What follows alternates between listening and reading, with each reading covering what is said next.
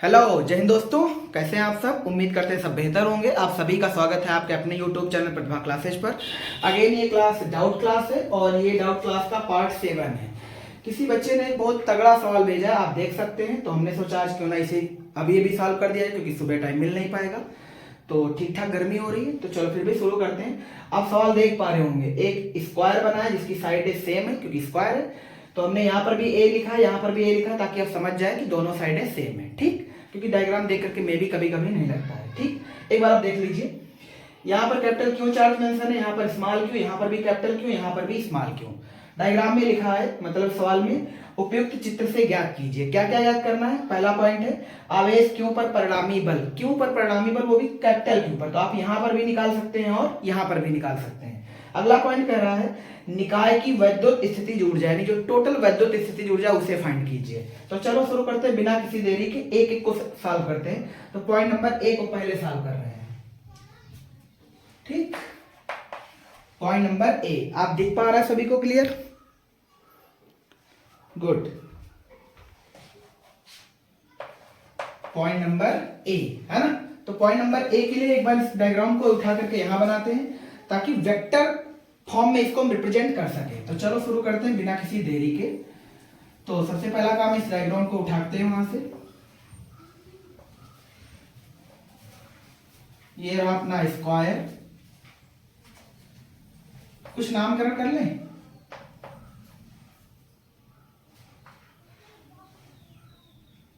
इसका नाम डी।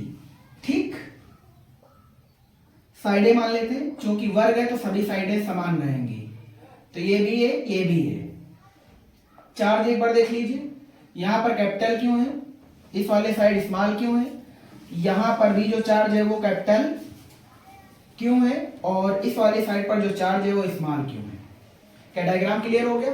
ठीक, अब तुम्हें क्या करना है, आवेश क्यों पर परिणामी बल निकालना है। तो हम यहां पर भी निकाल सकते हैं और यहां पर भी निकाल सकते हैं। तो कोई एक ही जगह तो निकालना है। तो चलो यहां पे निकाल के दिखाते हैं। ध्यान से देखो, तो सभी के चार्ज सेम, मतलब नेचर सेम है। ये भी पॉजिटिव, ये भी पॉजिटिव, ये भी, तो सभी प्रतिकर्षण बल लगाएंगे। तो इस पर ही तो फोर्स निकालना है, चाहे इस पर निकालो चाहे इस पर। तो यहां निकालते हैं। चलो ध्यान से देखना, इस वाले चार्ज ने इस वाले पर एक फोर्स डाला,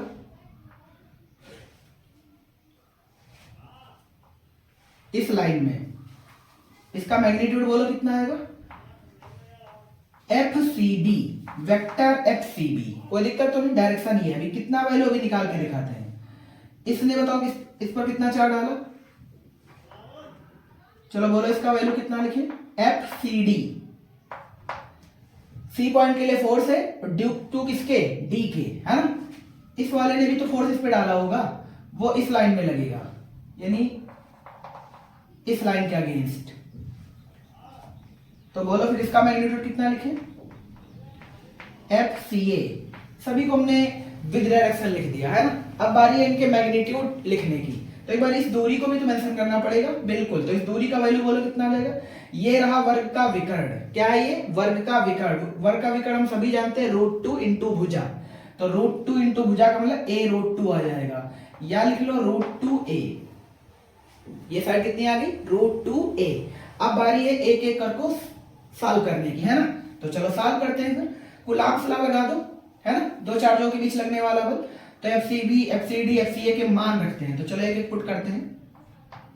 डायग्राम से वैल्यू बोलो, एफ सी बी बराबर 1/4 pi epsilon naught q q, तो capital q into small q बटे दूरी का स्क्वायर। दूरी बोलो कितनी है, ए, तो ए का स्क्वायर। अगर हम पूछे आपसे डायरेक्शन किधर है, तो आप आराम से कह सकते हैं सी बी की दिशा में।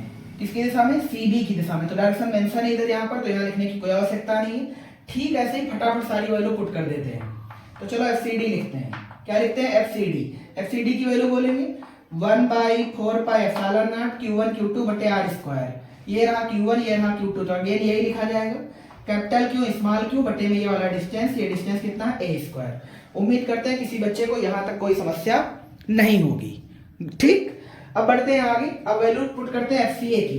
किसकी वैल्यू, एफ सी ए की। एफ सी ए की वैल्यू को बहुत ध्यान से देखेंगे, 1/4 पाई एप्सिलॉन नॉट। इसकी वैल्यू बोलो, ये वाला भी चार्ज क्यों है, ये वाला भी चार्ज कैपिटल क्यों है, तो क्या क्यों क्यों हो जाएगा, क्यों स्क्वायर। बटे ये वाली दूरी का स्क्वायर, तो √2 इंटू ए का स्क्वायर करेंगे तो 2a स्क्वायर आ जाएगा।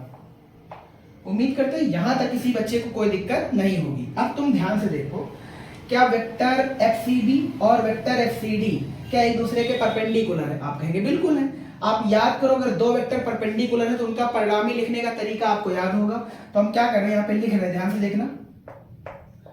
चूंकि वेक्टर FCB व वेक्टर FCD एक दूसरे के लंबवत हैं। आपको याद होगा जब दो वेक्टर एक दूसरे के परपेंडिकुलर होते हैं तो उनका जो नेट आता है वो रूट के अंदर a square plus b square आता है, r बराबर आपको याद होगा। तो इस वैल्यू को हम मान लेते हैं f डैश। क्या मान ले? f dash. यानी इन दोनों का परिणामी कितना मान ले? f dash. f डैश की वैल्यू बोलो कितनी आएगी? इस वैल्यू का स्क्वायर प्लस इसका स्क्वायर, है ना। तो फिर बोलो क्या लिखा जाए? वेक्टर FCB का स्क्वायर प्लस वेक्टर FCD का स्क्वायर। उम्मीद करते हैं किसी बच्चे को यहां तक तो दिक्कत नहीं होगी। अब ध्यान से तुम अगर देखो तो FCB और FCD की वैल्यू सेम टू सेम लिखी है कि नहीं? तो हम यहां से कैलकुलेशन को थोड़ा फास्ट बढ़ा सकते हैं। तो ध्यान से देखेंगे, चूंकि vector FCB equivalent vector FCD magnitude में बराबर है, तो इन्हें सॉल्व करना बड़ा इजी हो जाएगा। हम सभी जानते हैं अगर वैल्यू अंदर सेम है तो एक वैल्यू को कॉमन कर लो और अंदर √2 कर दो, क्योंकि यहाँ का 1 आएगा प्लस में यहाँ का 1 आएगा तो अंदर √2 बच जाएगा। तो किसी एक वैल्यू को रखते हैं, तो बोला f डैश की वैल्यू कितनी आ जाएगी कि यही एक वैल्यू लिख लो, 1/4 pi epsilon not capital Q small q बटे a स्क्वायर, और इनटू में क्या लिख दें? √2। ये आ गया f डैश का वैल्यू। क्या आ गया? f डैश का वैल्यू। और f डैश का जो वैल्यू आएगा वो हमेशा दोनों वेक्टरों के बीच में आएगा। यानी अगर परपेंडिकुलर वेक्टर होता तो उसका परिणामी हमेशा दोनों वेक्टरों के बीच में आता है। इसका मतलब FCB और FCD का जो परिणामी f डैश है वो FCA की लाइन में आएगा, मतलब इसी लाइन में आगे आ जाएगा। इसी लाइन में आगे आने का मतलब है कि f डैश भी इसी डायरेक्शन में आएगा। अब अगर तुम फाइनल देखो कि ऊपर कितना बल लग रहा है, तो vector FCA and f dash क्या दोनों एक ही लाइन पर हैं? तो आपको याद होगा अगर दो वेक्टर एक ही दिशा में हैं तो वो जुड़ जाते हैं। इसका मतलब ये हुआ FQ नेट, मतलब इस वाले Q पर जो नेट फोर्स लग रहा है वो कितना है? तो यही तो दो वेक्टर जुड़ेंगे यार। तो फिर बोलो क्या लिखा जाए? Vector FCA plus vector f dash, है ना। इनको जोड़ना है बस। FCA और f डैश की वैल्यू पुट कर दो। FCA की वैल्यू बोलो कितनी है? तो FCA की वैल्यू है यार 1/4 pi epsilon not Q square upon 2a square plus f dash की वैल्यू यहां से पुट कर दो 1/4 pi epsilon not capital Q small q बटे a स्क्वायर इंटू में √2। उम्मीद करते हैं यहां तक वैल्यू रखने में कोई दिक्कत नहीं होगी। अब इसी को तो सॉल्व करना है, इसी को सॉल्व करके इधर उतारे दे रहे हैं, है ना। इसे इरेज करें क्योंकि ये तो उतार चुके हम लोग। ध्यान से देखना, इसको सॉल्व कर लो। क्या 1/4 पाई एप्सिलॉन नॉट कॉमन मिल जाएगा यार? 1/4 पाई एप्सिलॉन नॉट कॉमन मिल गया। अंदर बोलो, अंदर बचेगा ये और ये वाला पूरा, है ना। तो एक बार चलो लिखते हैं, Q square upon 2a square plus Q upon a square, और यहां बच गया √2, है ना। अब क्या करें? क्या 2a स्क्वायर कॉमन कर लें, मतलब एलसीएम ले लें। यहां पर 1/4 पाई एप्सिलॉन नॉट, अंदर बोलो 2a स्क्वायर हमने एलसीएम लिया। यहां क्या बचेगा? यहां बचेगा Q स्क्वायर प्लस इस a स्क्वायर से इस पर भाग करेंगे तो 2 आ जाएगा, तो 2QQ और यहां आ गया √2। आप चाहो तो यही आंसर है।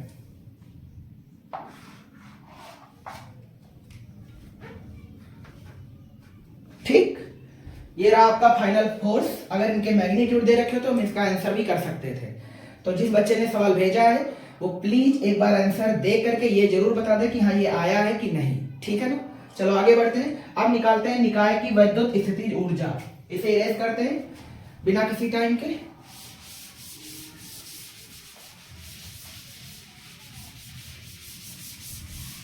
इसे समझते हैं, इस चीज को मिटा सकते हैं क्योंकि ये तो फाइनल आंसर हो गया। और बी पर जो सी पर जो फाइनल फोर्स लगेगा वो हमेशा इसी लाइन में लगेगा, क्योंकि जिस वेक्टर में जिस अलोंग टू लाइन वेक्टर काम करता है उसी पर नेट आंसर आता है ना। तो सी वाले पर जो रखे चार्ज पर फोर्स लगेगा वो हमेशा इसी FCA वाली लाइन पर लग जाएगा। अब मुझे निकालना है पॉइंट नंबर बी, है ना। पॉइंट नंबर बी को निकालने के लिए क्या करें, पॉइंट नंबर बी के लिए निकालना है निकाय की स्थितिज ऊर्जा। हम सभी जानते हैं स्थितिज ऊर्जा एक अदिश राशि है। कैसी राशि है? अदिश राशि है। इसका मतलब इस पूरे डायग्राम का अगर हमें यूनिट निकालना हो तो ध्यान से देखो, तो इसमें कितनी स्थितिज ऊर्जाओं के पेयर बनेंगे। तो एक बार काउंटिंग करते हैं, ध्यान से देखना। एक तो ये U1 बन गया, ये U2 लाइन बन गई, ये U3 बन गया, ये कैपिटल क्यू और ये स्मॉल क्यू, ये बन गया U4, ये वाली लाइन बन गई U5 और ये वाली लाइन बन गई U6। तो टोटल कितने हैं? U6 हैं। इसका मतलब U1, U2, U3, U4 plus U5 plus U6। अगर आप सही सही देखें तो इनमें एक चीज कॉमन है, और वो क्या है? आप चाहो तो यहाँ पे वैल्यू मेंशन करो, हम बताएं 1 2 ना लिखो, बेहतर होगा आपको समझने के लिए एक लाइन लिखते जाओ। यहाँ के लिए बोलो क्या लिखे, यहाँ से शुरू करो AB, यहाँ के लिए AB, यहाँ के लिए बोलो BC, यहाँ के लिए बोलो CD, यहाँ के लिए बोलो DA बोलो चाहे AD, है ना। यहाँ के लिए बोलो AC, यहाँ के लिए बोलो BD, बस खत्म, उड़ा दो, है ना। अगर तुम थोड़ा भी समझदार हो तो ध्यान से देखो, तो इन सबसे एक चीज कॉमन है। देखो अगर आपने मुझे सवाल भेजा है, इसका मतलब है इतनी चीजें तो आप सभी समझते होंगे। इसका मतलब ये टर्म तो कॉमन आ गया, है ना। चलो इस लाइन से शुरू करते हैं। फार्मूला होता है 1/4 Q1 Q2 बटे R, है ना। तो Q1 Q2 Q1 Q2 Q1 Q2 Q1 Q2 Q1 Q2 Q1 Q2 और ये वाली डिस्टेंस R है, ठीक। तो चलो लिखते हैं, क्या लिखे यार?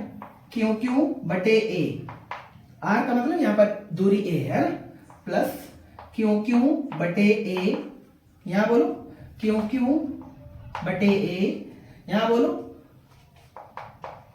QQ बटे A, 4 बार हो गया, प्लस UAC के लिए बोलो AC के लिए QQ बटे ये वाली दूरी बोलो √2a, प्लस यहाँ के लिए बोलो QQ लिखना, सॉरी ये Q स्क्वायर हो जाएगा, क्या हो जाएगा? Q स्क्वायर, प्लस वहां के लिए बोलो Q स्क्वायर अपॉन √2 है, क्योंकि इस वाले विकल्प पे दोनों स्मॉल चार्ज है, इस वाले पे कैपिटल चार्ज है। उम्मीद करते हैं यहाँ तक किसी बच्चे को कोई समस्या नहीं होगी। अब बोलो क्या करें? अब कुछ खास कहानी नहीं है, ध्यान से देखना, बस सोल्यूशन बाकी है।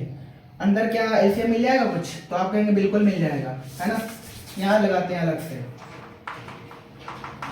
1/4 का ε0, एलसीएम बोलो कितना मिलेगा? √2a।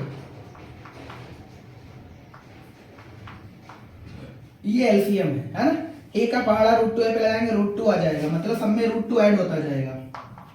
तो √2 QQ plus √2 QQ plus √2 QQ, कितनी बार हो गया? 4 बार लिखना आपने को, क्योंकि 4 बार लिखा है। और चूंकि इसमें दूरियां तो कॉमन है, इसका मतलब इसको एज इट लिख दो, Q square plus Q square. उम्मीद करते हैं यहां तक भी आफत नहीं होगी। अब बोलो क्या करें? 1/4πε0, ये वैल्यू 4 बार जोड़नी है। 4 बार जोड़ने का मतलब है 4 से गुणा भी कर सकते हो, तो आ जाएगा 4√2 QQ प्लस ये वाली वैल्यू बोलो Q स्क्वायर, आगे वाली वैल्यू बोलो स्मॉल Q स्क्वायर बटे बोलो √2a, खत्म। ये रहा जूल में आंसर। अगर आपका आंसर ये आ रहा हो तो एक बार यस जरूर कर देना, ठीक है ना। ऐसे ही मजेदार सवाल आप मुझे भेजते रहिए, हम आपको उसका सोल्यूशन देते रहेंगे। हालांकि ये सवाल अभी दोपहर में सॉल्व किया है, टाइम हुआ है 3:19, है ना, तो कोई दिक्कत तो नहीं। चलो मिलते हैं नेक्स्ट वीडियो में। ऐसे ही मजेदार सवाल भेजते रहिए। बस आपसे एक ही रिक्वेस्ट है मेरी, आप अपने साथियों को भी चैनल पर विजिट जरूर करवाएं। Thanks for watching. जय हिंद।